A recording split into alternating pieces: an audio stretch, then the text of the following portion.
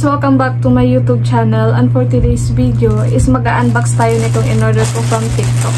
Actually guys, nabuksan ko na to kasi sobrang excited ako. So nag-order pala ako nito from TikTok guys na bundle ng newborn clothes.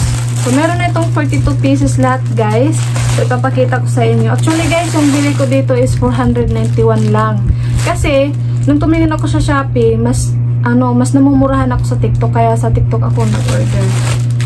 So, meron itong kasamang tatlong pair ng socks. Ayan. Tapos, meron din tatlong bibs. Bib yung tawag dyan. Basta yung nilalagay dito, guys. Tatlo yan, guys. 1, 2, 3. Hindi talaga kayo, guys, magsisisi kasi yung tela niya makakapal. Meron din tatlong shorts. 1, 2, 3. Yan. Tatlong short. Yan. Tapos, tatlong pajama naman. Ayan. 1, 2, 3. Yan guys. Sobrang ganda ng tela niya. Makapal siya guys. And then, meron din siyang tatlong ayan, bonnet. May kasama na siyang tatlong bonnet. Mittens, tsaka socks. Yan guys, tatlo na. Tapos meron din siyang tatlong t-shirt tawag ata din. Basta hanggang dito guys, meron siya. Meron din siyang tatlo. Isa, 1, 2, 3. Ayan. Tatlo din yan. Tsaka tatlong long sleeve. Ayan. Ang cute. Tatlong long sleeve din.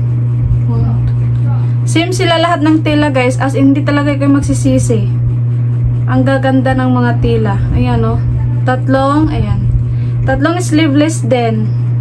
1, 2, 3. Yan guys. Makakapal yung mga tela niya guys. As in, hindi talaga kayo magsisisi kasi sobrang ganda. Tsaka meron na siyang kasamang free guys na ganto. Meron na siyang head pillow tsaka dalawang side pillow. Ayan. 491 lang yung bili ko dito guys ha. Take note, 491 lang yung bili ko dito. As in, hindi talaga kayo magsisisi kasi ayan o, ang gaganda. Tapos, free shipping pa siya guys. Katulad nyo ko guys na masilan yung pagbubuntis, syempre mas gusto natin sa online na lang tayo bumili. Nag-search ako online kung saan ako bibili ng mga newborn clothes na mas mura. Ayun. So, nakita ko sa TikTok na mas mura pala doon, tsaka magaganda yung mga tela. Ayan. Meron pa akong mga in-order guys. Siguro mga next week dadating na rin yun. So, ayan lang guys. Thank you for watching. About a 10, I should fuck her.